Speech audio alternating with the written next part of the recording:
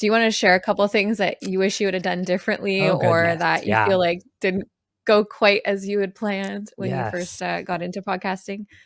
I think one of the biggest things is not realizing the impact of collaborating with other podcasters and Mm.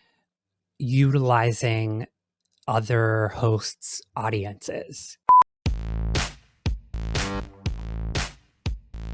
Welcome to Unplugged, the tech podcast for digital entrepreneurs. I am one of your hosts, Brooke, the founder of the Sober Biz Collective. Hey, podcasters. My name's Nate Kelly, best-selling author and founder of Podcast Revolution Studios. If you're looking for tech, tools, and tips on how to utilize podcasting for your business, you're in the right spot. Let's get unplugged. Maybe we should talk a little bit about who we are. Yeah, let's do it. And how we what we're got doing here here. and why yeah, exactly. So my name is Brooke. I am the founder of the Sober Biz Collective, and I have been a techie media nerd since about grade 7. I got sent to the Women in Technology conference at IBM when I was like 12, 13 years old. And they taught me how to build a website and do some like simple coding. And I loved it.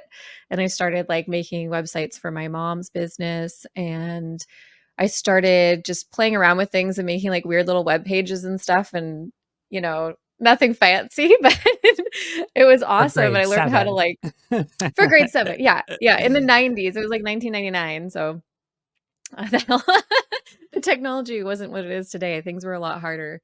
Now it's like everything is drag and drop. Everything I learned is obsolete. Like there's so many easy So much more user-friendly tools now to help manual you back create. then, right? Yes. Yeah. You had to learn a different language in order to do anything online, basically. So yeah, so I fell in love with it then. I learned how to like pirate things because, came from a low income household, Yes. and we didn't have the money to afford Adobe Suites and all these things. But I got really clever and learned how to, get those things for free. Hopefully there's a statute of limitations on the Yes. legality of that. Listen, we were brought up on Napster and LimeWire. Exactly. So I learned how to create things on Adobe and just kind of taught myself. This is before YouTube even. So it was really just trial and error. But I think if you have a passion for it, if you really want to do something, you can learn how to do it, especially now more than ever. It's easier to get into these things and to get started and to learn how to do them. And yeah, I was just hyper fixated on tech for a really long time. And I would make like home movies with my brothers, and they would be very close to studio production Yes. with $100 digital camera that I had to plug in to charge for 10 minutes so that I could take 10 minutes of video and then plug it in, dump it into my Dump computer it. Right, and take another 10 minutes. But man, it was just so fun. And so I've always been into it. I've always loved it. And now the world has just like, I think it was almost designed for me, like with TikTok and podcasting and all these things. Like, this is all the stuff I used to do when I was little. I used to have fake little radio shows at home with like one of those old recorders and little fake news shows and all the things I used to do when I was a kid. Now it's just like, oh, you can have a job doing this. You can make a YouTube channel. You can make a podcast. And yeah, I got really into that and started a podcast and got to meet some of the most incredible people. And I just loved it. I loved it as a form of networking, especially through the pandemic when we weren't getting together in person. Like, I found I really got to know people through a podcast, right? Through interviewing them. And some of those people are like really good friends of mine today. And, we help each other out, support each other. Once you get to know somebody's story, it's like so impossible not to fall in love with them, Yes. And that's actually, we've met through Yes. all this like tech stuff and stayed connected, and now we're collaborating on this because we both have a big passion for, creating and technology and getting stories out there, right?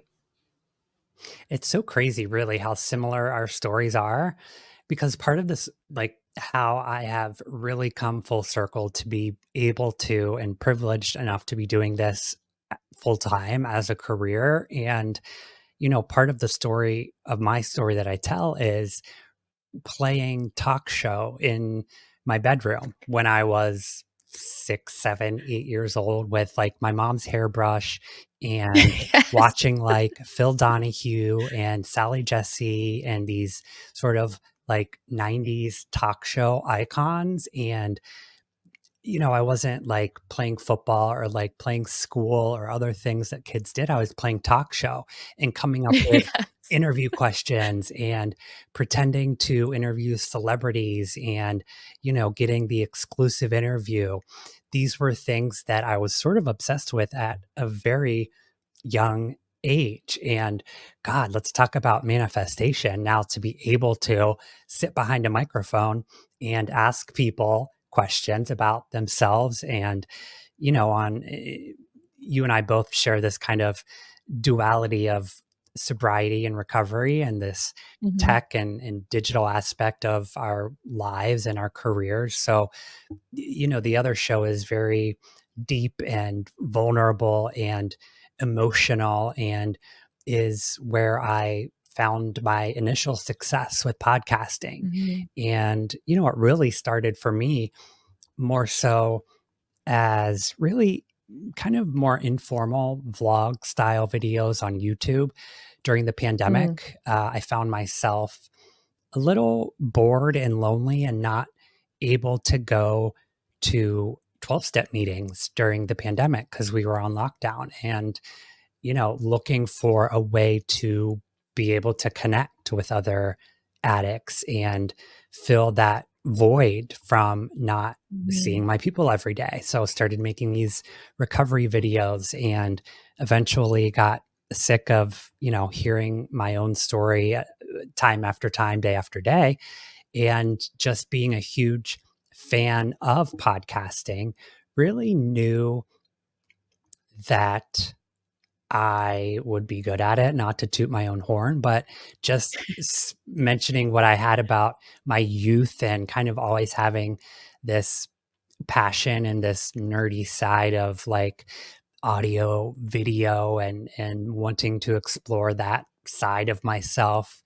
Started to educate myself on podcasting and looking for the right equipment and understanding Mhm. editing and kind of the art of storytelling through podcasting. And when I launched the Sobriety Diaries, very quickly kind of shot to uh, the top 3% globally and was on, iTunes top 10 lists and Spotify charts. So, I started to realize that I had something here, and started to develop a Mhm. framework to help others to achieve the same, and met you along the way. And we really have, um, we complement each other so well on our strengths and what we can sort of help each other with and learn from one another. And, one day a few months ago, I texted and, had been thinking about it for a while, and really just wanted to kind of put our heads together and create a platform for other digital entrepreneurs and discussing Mhm. podcast tech and content creation and trending sort of podcast tips and all of the above. And I'm elated that here we are today with Unplugged. Today feels very full circle and very like kind of next step in the chapter of podcasting and each of our businesses and sort of, future projects together. Super excited. I think one of the most valuable things that I consume online is like what people feel like they did wrong when they got started. Mm. Do you want to share a couple things that you wish you would have done differently Oh, or goodness. that you Yeah. feel like didn't go quite as you had planned when you first Yes. got into podcasting? I think one of the biggest things is not realizing the impact of collaborating with other podcasters and Mm. utilizing other hosts' audiences. Of course, there's a bit of competition within podcasting, and, they sort of group shows together within genres and themes.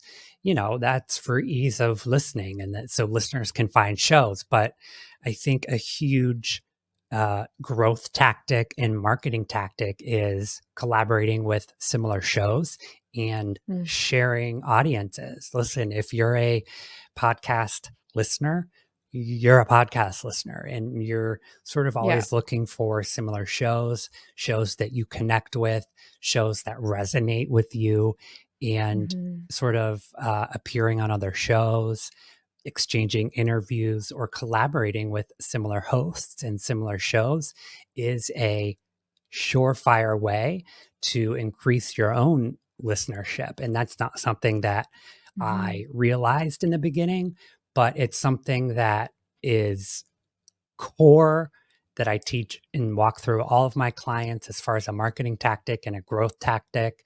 So if that's something that you are prepared to do and that you understand kind of from the jump and kind of bake into your marketing plan, it's going to serve you greatly from the get-go. So I think that's one of the biggest ones. I think understanding that there are so many options as far as podcasts these days, and audio is king when it comes to Mhm. podcasting. So you don't need to break the bank, but you need to make at least a small investment to make sure that your audio quality is up to par, or else people are, Mhm. 10 seconds and they're going to scroll on if the audio isn't quality. And that goes for videos as well. If the audio quality on a video is not up to par, people are more likely to scroll on. So I Yeah, think collaboration with other shows and audio quality, two pillars of podcasting. absolutely. 100%. And I feel that just getting started is so important because I noticed for me when I first started showing up, especially on video podcasting, the anxiety I had at first. Yeah. It was like, oh my gosh, it's so intense. And I was so focused on making sure I had like the top equipment and Yeah. everything looked really good and my Yeah. background was all nice and all that kind of stuff that I could control, Right. that when I sat down to get in front of a mic, I was like frozen. Yeah.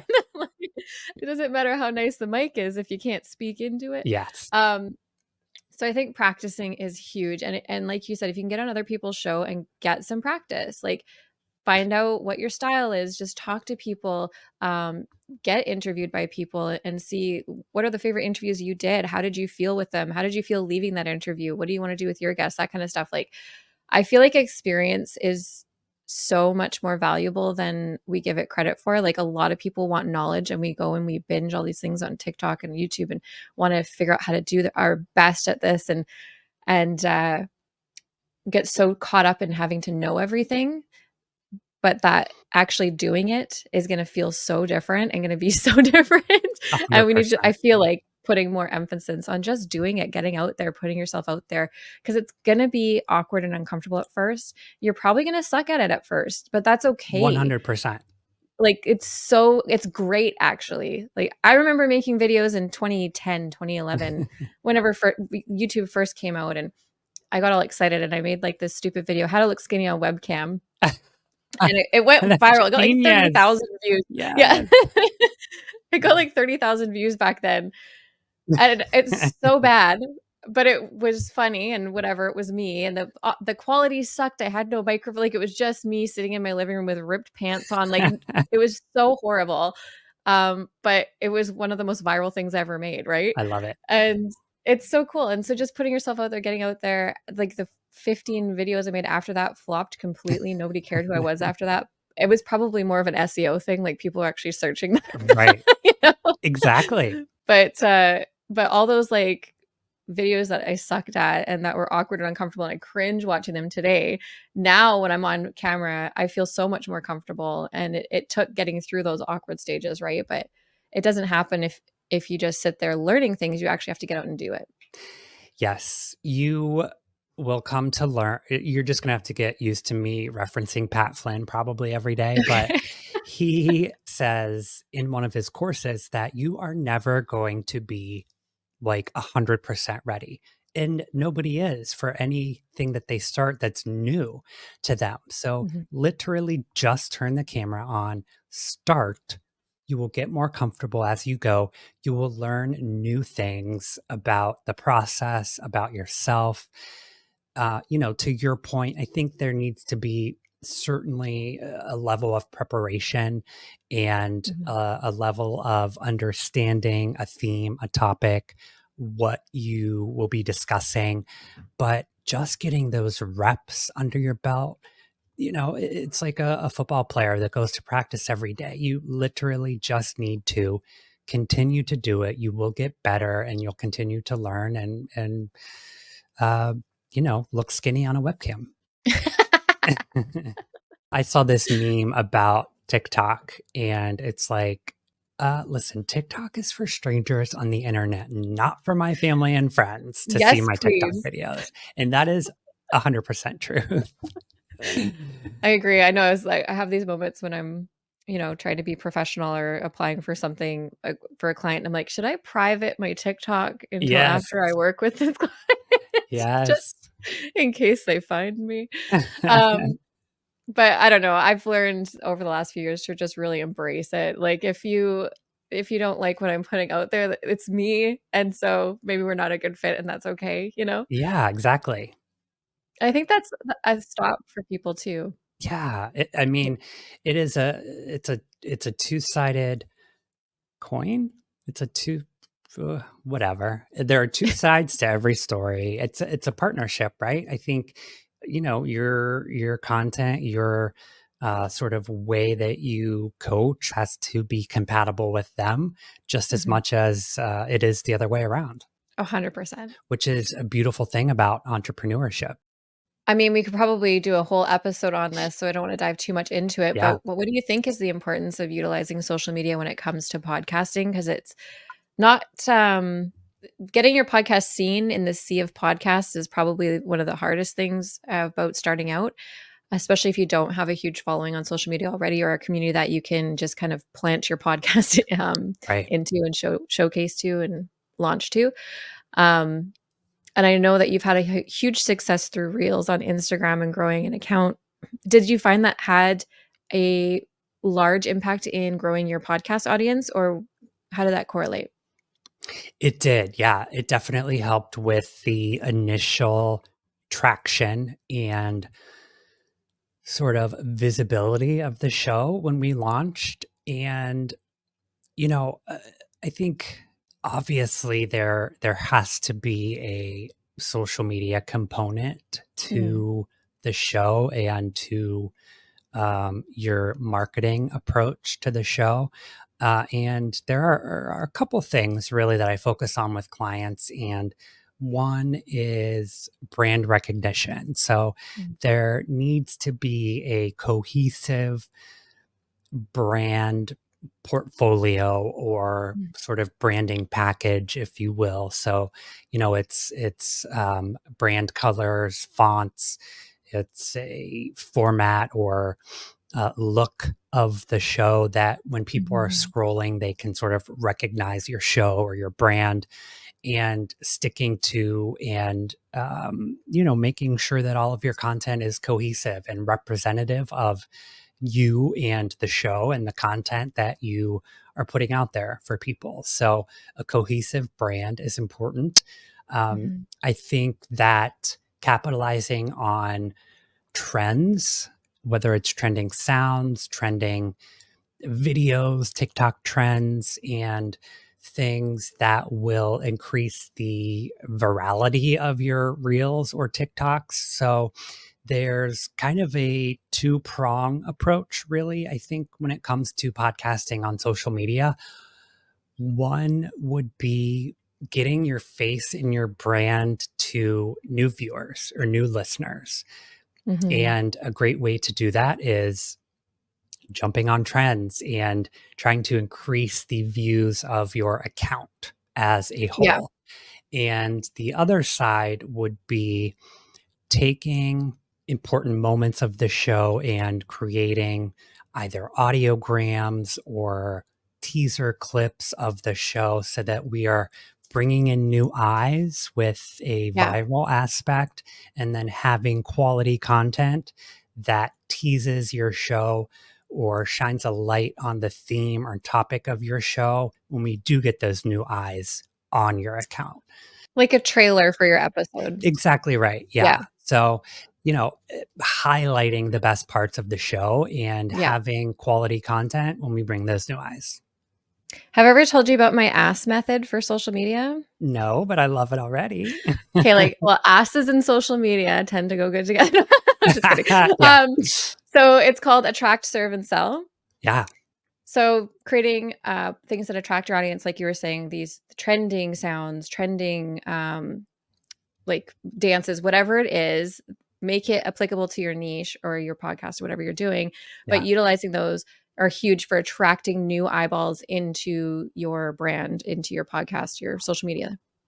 And then serving that audience. So people who are already there, we want to serve them. We want to give them something to make them stick around, to make them become like those loyal followers, fans, even that will like gobble up everything that you do. You want to make sure you're providing some value to them, whether that's education, whether that's entertainment, comedy. I love following funny creators like Yeah. religiously. Like I'll watch everything they do because they just bring so much joy into my day. And that's a way to serve, right? And then your sell. So if you're running a business, the sell piece is actually very important. You need to have offers on your social media for those loyal followers. It's not going to be your viral stuff. It's not going to get a lot of views, but the people that you've served and have warmed up and have made like excited to follow you and loyal fans are going to buy those things that you put out there. And just make sure that you're serving the audience you have, right? Yes. Otherwise, What's the the sales point? post, yeah, What are we doing exactly. here? And so the sales post can be, if you don't have a business and your podcast is just you and your friends talking, eventually you're going to want to have affiliate links that relate to your audience or brands that you work with and that kind of stuff. So that's going to be your sell posting. I think the first S in ass can, with podcasting, there is this community building opportunity that we have, and establishing that trust Mhm. when you are serving your community is so important. And through podcasting, building that trust and building that community is a whole lot easier than, well, I don't know if easier is the right word, but maybe easier than it is using a 7-second video on Yeah. TikTok or a 30-second reel on Instagram. Mhm. There is a greater opportunity to establish that trust and build that community through serving them than there is strictly with social media, for sure. Absolutely. And people really get to know you on podcasts, your personality. Like you get those parasocial relationships happening, right? Where Yeah. I listen to podcasts and I feel like You feel like I you know them. know them. Yeah, like these are Yes. my friends. Yes, They hang out with me every day when I drop my kids off at school. I know them. Like for and I sure. do feel that way. Like I feel like I could reach out to some of them and I don't know, even though they would never respond to me and there's like, Yeah. a million people probably feeling the same way. It just feels that way.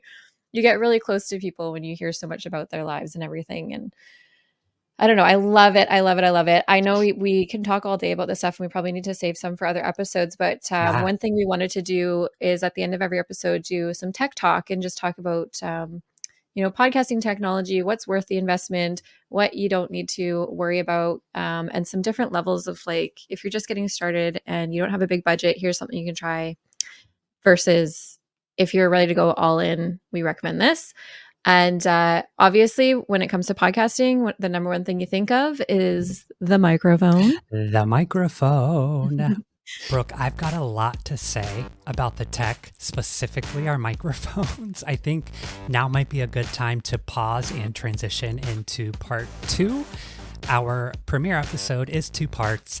Make sure to check out part 2 of the episode for all of our tech talk, our microphone recommendations, and more for new podcasters. Thanks so much for hanging out today. Make sure you subscribe to us on YouTube for all of our video content at Unplugged Tech Pod. And join us in our Facebook group, facebook.com/groups/unpluggedpodcast. Also, make sure to throw us a 5-star review if you are finding this content valuable for you and your digital business. We accept all forms of reviews, Apple Podcast, Spotify follows, YouTube, telling your grandmother about us. And make sure to share the episode with one person in your life who may find it valuable. And we'll see you next time on Unplugged. I think it's good enough, and we're just going to keep getting better.